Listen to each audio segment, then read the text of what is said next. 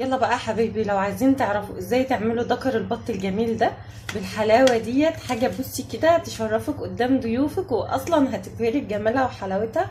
ولا الطعم ايه مفيش بعد كده. تتبيله بقى، هنتبل ونحشي ونزوق ونخلي الجمال احلى واحلى. ادخلوا بقى شوفوا الفيديو، بس ان شاء الله لو عجبتك الفيديو متنسيش تحط لايك وتعملي اشتراك في القناه، ولو انت مشتركه عندي بالفعل حط لايك. بسم الله الرحمن الرحيم، والصلاة والسلام على أشرف المرسلين. ازيكم يا حبايبي، عاملين ايه؟ النهارده ان شاء الله هنعمل مع بعض دكر البط الحلو ده. بس قبل ما نعمله ونشوف هنتبله ازاي، دايما بحب ابدا كلامي معاكي بالصلاة على النبي. صلي وبلاش تبخل. هنقول بسم الله. طبعا احنا نضفنا الدكر البط ده مع بعض قبل كده، هوريكي تعملوا له تتبيله حلوه كده، يعني بصي تجيب من الاخر.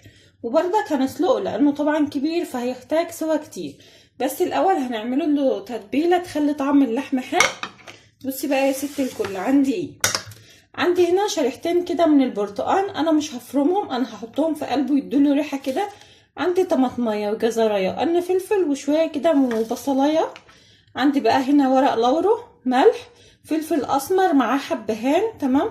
شويه كده من البهارات السبعه، يعني حاجه كده لا تذكر، عشان طبعا احنا مش عايزين الشوربه تغمق، بس في نفس الوقت تدي للبطه بتاعتنا طعم حلو. شعره صغيره من النعناع وربع معلقه من الجنزبيل. هنجيب الكبه بتاعتنا كده ونقول بسم الله، ونفرم كل الحاجات دي فيها فرمه كده، يعني ايه، ولا هي ناعمه ولا هي خشنه.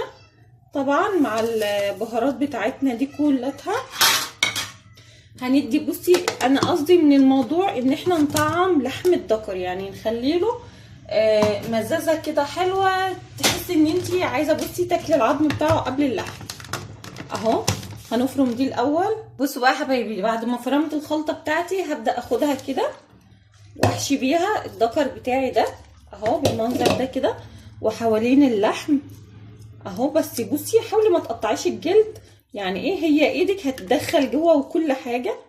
اهو يا جماعه، بصي تفتحي كده وتدخلي جوه، بصي يعني ايه، طعام اللحمه كده، يعني اديله نكهه كده حلوه غير العاده.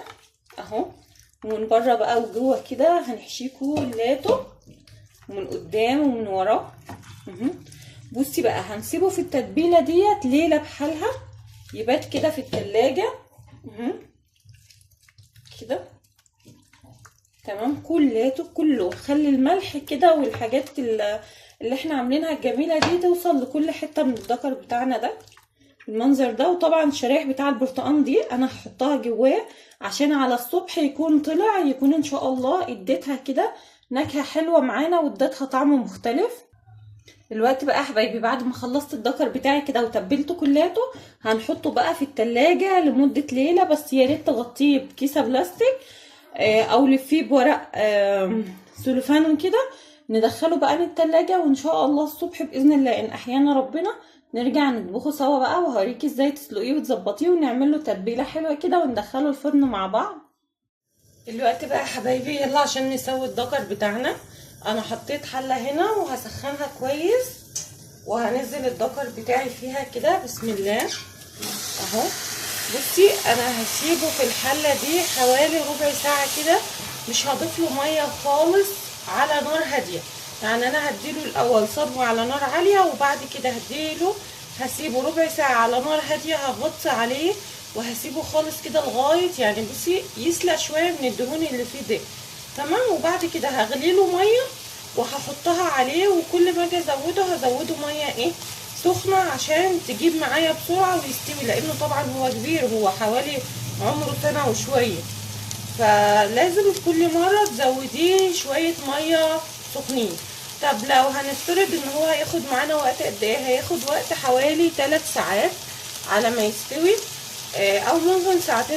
طب لو ما استواش معاكي بسرعه، او انت مستعجله وعايزاه يجي معاكي بسرعه، هتسويه ازاي؟ هنزود له معلقه من السكر، تمام. معلقه السكر دي هتخليه يجي معانا ايه بسرعه. بس انا الاول خالص ههدي عليه وهسيبه ربع ساعه على نار هاديه خالص لغايه ما يسلي شويه من الدهون ديت، وبعد كده اضيف له الشوربه بقى، او اضيف له الميه السخنه. بصوا يا حبايبي، شايفين بعد البطه بتاعتي ما اتشوحت معايا كده وخدت لون خفيف من فوق ومن تحت، طبعا غلت لها الميه وحطتها لها، وهي بدأت الوقت كلها تغلي اهو. هنسيبها بقى لغاية ما تستوي. استوت بقى معاكي في ساعتين، في 3، في ساعة، زي ما تحبي. طبعا احنا كنا متبلين البطة بتاعتنا ديت بملح وبهارات وكل حاجة. انا مش هحط اي حاجة خالص غير بعد الشوربة كده ما تغلي، بدوقها واشوف الملح بتاعها. حسيت ان الملح كده مناسب معايا خلاص، حسيت انها دلعة، يبقى انا كل اللي هعمله ان انا هزود بس شوية من الملح، مش اكتر، لان احنا تبلنا البطة بتاعتنا دي على بيات بكل حاجة، ببصلها بكل حاجتها، مش هضيف اي حاجة تاني. طبعا لما بتسيبيها تسلي معاكي كده، شايفة بتطلع الدهون ديت بقى، تقدري تشيليها تطبخي بيها، او لو انت بتحبي الشوربة خفيفة تقدري تلميها بالكارنيب وترميها، ده حسب رغبتك. بس لو انت بتحبي تطبخي بيها هتطبخي بيها، ومش هتضيفي دهون مثلا للاكل ولا حاجة. هسيبه بقى لغايه ما يستوي معايا خالص، وبعد كده نرجع نعمل له تتبيله حلوه وندخله الفرن سوا. الوقت بقى حبايبي بعد الدكر بتاعنا كده ما طلع من الفرن، هحطه على صينيه عشان ندخله الفرن. بعد ما طلع من القلايه، عندي هنا بقى معلقتين 2 من الصلصه، وهحط عليهم نص ليمونه. تمام اهو. الليمون بيخلي للتتبيله كده لون حلو، وبيخلي الفراخ او البط يعني بشكل حلو، بيديلهم شكل كده حلو. وهحط كمان معلقه من الملح المشكل، ومعلقه من الفلفل الاسمر، وهنقلبهم كويس كده بالمنظر ده. وهنجيب الدكر بتاعنا بقى وهندهنه كولاته، يعني حاولي تخلي الصوص ده يوصل لكل حته. هندخله الفرن.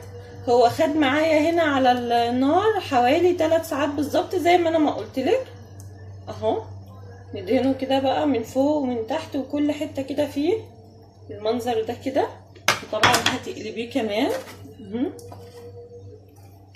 كده، وهندهنه برضه اهو يا جماعه. وهدخله الفرن بقى، وان شاء الله لما يحمر معايا نرجع نشوف شكله النهائي.